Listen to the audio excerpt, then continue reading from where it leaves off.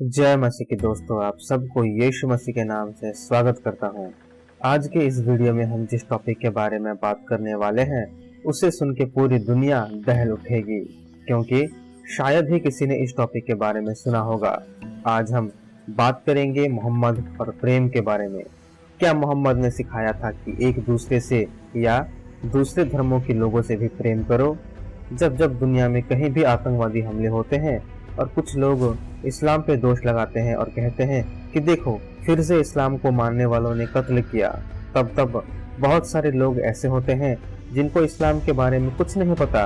वो इस्लाम को ये कह के बचाव करते हैं कि ये हमला बस कुछ बुरे लोगों ने किया, उनका किसी भी धर्म के साथ कुछ भी ताल्लुक नहीं है। और वो लोग इस कुरान के आयत को कोट करते हैं, सूरा 5 आयत 32, जिसने भी एक इंसान को मारा उसने पूरे मानवता को मारा। लेकिन वो लोग इस आयत को कभी पूरा नहीं पढ़ेंगे जहां लिखा है कि ये इजरायली यानी यहूदी लोगों को कहा गया था, जिसे मोहम्मद ने यहूदी तलमुद से चुराया था। और इसके अगले ही आयत में ये सिखाता है कि जो अल्लाह और मोहम्मद के खिलाफ जंग करेंगे तुम उन लोगों को कत्ल करो, उन्हें क्रूस पे चढ़ाओ, उनके शरीर के टुकड़े टुकड़े कर दो। हम ये भी सुनते हैं उन लोगों से कि कुरान के हिसाब से there is no compulsion in religion, लेकिन दोबारा वो इस आयत को पूरा नहीं पढ़ते। वो लोग आपको ये नहीं बताते कि मोहम्मद के हिसाब से, उनके चेलों के हिसाब से और इस्लाम के बड़े बड़े स्कॉलर्स के हिसाब से ये आयत उन लोगों को कहा गया है जो इस्लाम को अपनाना चाहते हैं, ना कि उन लोगों के लिए जो इस्लाम को नहीं अपनाएंगे। मतलब अगर आप हिंदू या किसी भी धर्म के हो और इस्लाम को अपनाना चाहते हो तो अल्लाह आपका स्वागत करता है। ये आयत ये नहीं कहता कि आप किसी भी धर्म में हो तब भी अल्लाह या मोहम्मद आपसे प्रेम करता है। तो नेता और कुछ लोग सिर्फ इस्लाम की बचाव नहीं कर रहे हैं, वो इस्लाम की बचाव कर रहे हैं गलत शिक्षा देके, जो लोगों को भरमाता है। अब कुछ लोग हैं जो इस टॉपिक को लेके यीशु मसीह और मोहम्मद के बीच कंपैरिजन करते हैं और कहते हैं कि यीशु मसीह और मोहम्मद ने ये सिखाया है कि दूसरों को प्रेम करो। मैं वो वीडियो डिस्क्रिप्शन बॉक्स में डाल दूंगा ताकि आप लोग देख के हंस सके। ये वही तरह के लोग हैं जिनके बारे में मैंने कुछ देर पहले कहा था। इनमें कई सारे नेता भी शामिल होते हैं जो सिर्फ वोट बैंक पॉलिटिक्स जानते हैं। हम उनके उसी स्टेटमेंट को लेकर देखेंगे कि क्या सच में यीशु मसीह और मोहम्मद की शिक्षाओं में समानता है। और मेरे दोस्तों, ये सिर्फ नेताओं की जुबान नहीं है। हर एक व्यक्ति जो इस आइडियोलॉजी, विचारधारा यानी इस्लाम का बचाव करता है, वो सभी इस चीज को कहेंगे और हम उसको सही तौर से आपको दिखाएंगे ताकि आप लोग जान सके कि वो कितने बड़े झूठे हैं और इस्लाम कितना खतरनाक है दुनिया के लिए। पहला झूठ, जमी अल-तिर्मिज़ी 25:10। ध्यान से देखिए दोस्तों, यहाँ लिखा है दईफ यानी वीक हदीथ। क्या होगा अगर मैं या कोई भी क्रिश्चियन या हिंदू एक दईफ हदीथ को कोट करेंगे इस्लाम और मोहम्मद को एक्सपोज करने के लिए? मुसलमान तुरंत ही चिल्लाने लगेंगे, इस बंदे को इस्लाम के बारे में कुछ नहीं पता, इसकी हिम्मत कैसे हुई दईफ हदीथ को पढ़ने के लिए? इसको नहीं पता कि दईफ हदीथ करप्ट होता है, मिलावट होता है और भरोसा नहीं किया जा सकता। लेकिन जब इस्लाम को बचाव करने की बारी आती है तब मुसलमान या नेता इसी दईफ हदीथ को कोट कर सकते हैं। तब दईफ हदीथ झूठा या करप्ट नहीं होता। दोगलेपन का सही उदाहरण यही है मेरे दोस्तों, मुसलमानों के असली चेहरे। इस्लाम को फैलाने के लिए, आतंकवादी हमलों को इस्लाम से ना जोड़ने के लिए कुछ भी बोलो सही है, लेकिन जब आप सवाल उठाओ तो बस सही यानी स्ट्रॉन्ग हदीथ को कोट करना जरूरी है, नहीं तो मुसलमान नहीं मानेंगे। और यही चीज वो हमेशा करते हैं। लेकिन चलिए हमारे मुसलमान दोस्तों के लिए थोड़े दयालु बन के हम उनके दिए इसी दईफ हदीथ को भी मान लेंगे। लेकिन चलिए पहले पढ़ते हैं यहाँ क्या लिखा है। You will not enter paradise until you believe, and you will not believe until you love each other. Shall I tell you about what will strengthen that for you? Spread the salam among each other. अब क्या यह हदीथ कह रहा है कि सभी से प्रेम रखो? मुझे नहीं लगता। ध्यान से देखिए और पढ़िए। यहाँ लिखा है until you love each other, spread the salam among each other. इस हदीथ के हिसाब से ये कहा जा रहा है कि सिर्फ विश्वासियों में प्रेम रखो। जो मुसलमान है वो सिर्फ दूसरे मुसलमानों को प्रेम करो, ना कि हिंदू, मसीही या यहूदियों को। ये हदीस साफ साफ कहता है कि मुसलमान सिर्फ मुसलमानों से प्रेम कर सकता है, तभी वो जन्नत के लायक बन सकता है। पढ़िए इस हदीस के कमेंट्री को भी। Strengthening the relations and establishing love and amity among the believers are the basic requirement of Iman, and Iman means faith is a prerequisite for admittance to paradise. Commentary भी कहता है कि सिर्फ विश्वासियों को प्रेम करो और यही विश्वास का एक हिस्सा है। क्या इस हदीस में कहा गया है कि सभी से प्रेम करो? नहीं, ये कहता है कि मुसलमान सिर्फ एक मुसलमान से प्रेम कर सकता है। कोई भी इस्लाम को जानने वाला ये नहीं कह सकता कि दूसरों को प्रेम करना सिखाता है। क्यों? क्योंकि अगर ऐसा हुआ तब ये कुरान के बिल्कुल खिलाफ चला जाएगा। कुरान में ऐसे कई आयत है जो ये कहता है कि मुसलमान किसी भी दूसरे धर्म के लोगों से प्रेम नहीं कर सकता और ना ही दोस्ती, और यही चीज है वो जो पूरी दुनिया के लिए मुसीबत है।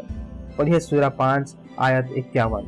इसके हिसाब से अगर आप यानी मुसलमान यहूदी और मसीहियों से दोस्ती भी करोगे तब आप उन्हीं के जैसे बन गए और आप सच्चे मुसलमान नहीं रहे, और जब आप सच्चे मुसलमान नहीं रहे तब अल्लाह भी आपसे मुंह मोड़ लेगा।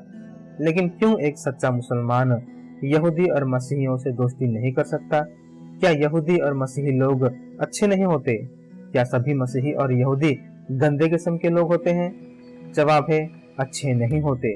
और ये कहता है इस्लाम के खुदा अल्लाह और कुरान, सूरा 98 आयत 6, Those who reject truth यानी इस्लाम among the people of the book मतलब यहूदी और मसीही, and among the polytheists मतलब जो लोग मूर्ति पूजा और बहुत सारे भगवानों को मानते हैं, will be in hellfire to dwell therein. They are the worst of creatures. आपने सुना और देखा दोस्तों, कितना खतरनाक है ये आयत जो ये कहता है कि यहूदी, मसीही और जो लोग मूर्ति पूजा या बहुत सारे भगवानों को मानते हैं वो सब वर्स्ट क्रीचर हैं, यानी सबसे खराब प्राणी हैं। क्या यही इस्लाम की शिक्षा है जो हम मसीहियों को जानवर से भी बदतर कहता है? और जब हम इस्लाम को एक्सपोज करते हैं तो आप कहते हो कि क्यों इस्लाम के पीछे पड़े हो? जब तक ये आयत कुरान में रहेगा तब तक सिर्फ मुसलमान इंसान हैं, बाकी दुनिया के सभी लोग जानवर से भी बदतर है। ये कैसा धर्म है मेरे दोस्तों? और ऐसे धर्म को कुछ नेता और लोग जिनको कुछ नहीं पता सिर्फ वोट बैंक के लिए झूठ भी बोलने से नहीं कतराते। मानो या ना मानो, हम नॉन मुस्लिम इतने गिरे हुए हैं कि हमसे कैसे व्यवहार करना है वो भी अल्लाह ने मुसलमानों को सिखाया है।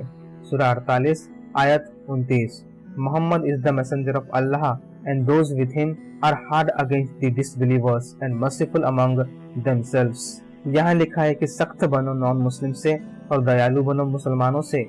जो लोग मोहम्मद के साथ हैं वो नॉन मुस्लिम्स को यानी मसीही, यहूदी, हिंदू, बुद्धिस्ट और आदि लोगों से दया न करे, लेकिन दया दिखाओ मुसलमानों से।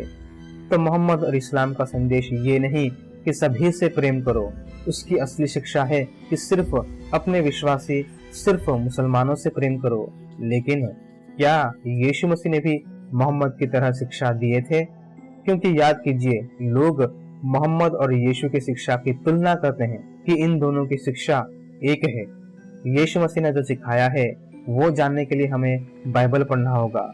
लूका और मत्ती के सुसमाचार में यीशु ने कहा कि अपने शत्रु से भी प्रेम करो और अपने सताने वालों के लिए भी प्रार्थना करो। चलिए पढ़ते हैं मत्ती 5:43 से 45। तुम सुन चुके हो कि कहा गया था कि अपने पड़ोसी से प्रेम रखना और अपने बैरी से बैर, परंतु मैं तुमसे यह कहता हूँ कि अपने बैरियों से प्रेम रखो और अपने सताने वालों के लिए प्रार्थना करो, जिससे तुम अपने स्वर्गीय पिता के संतान ठहरोगे, क्योंकि वह भलों और बुरों दोनों को अपना सूर्य उदय करता है और धर्मियों और अधर्मियों दोनों पर मेह बरसाता है। मैं अपने शत्रु से प्रेम क्यों करूं? ध्यान से सुनिए, यीशु ने जो कारण कहा है, क्योंकि परमेश्वर उन्हें चाहता है, क्योंकि हम सब उनके बच्चे हैं, और अगर हमें भी उनके अच्छे बच्चे की तरह रहना है तो हमें भी उनसे प्रेम करना है। यही है बाइबल, यीशु मसीह हम मसीहियों और हमारे विश्वास की नींव।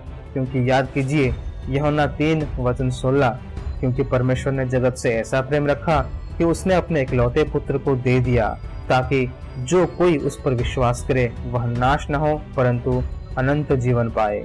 बाइबल का परमेश्वर प्रेम है, वो प्रेम का स्रोत है और उस प्रेम को उसने साबित किया क्रूस पे अपना लहू और जान देकर।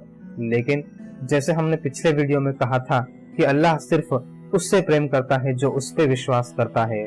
सूरा 3 आयत 32।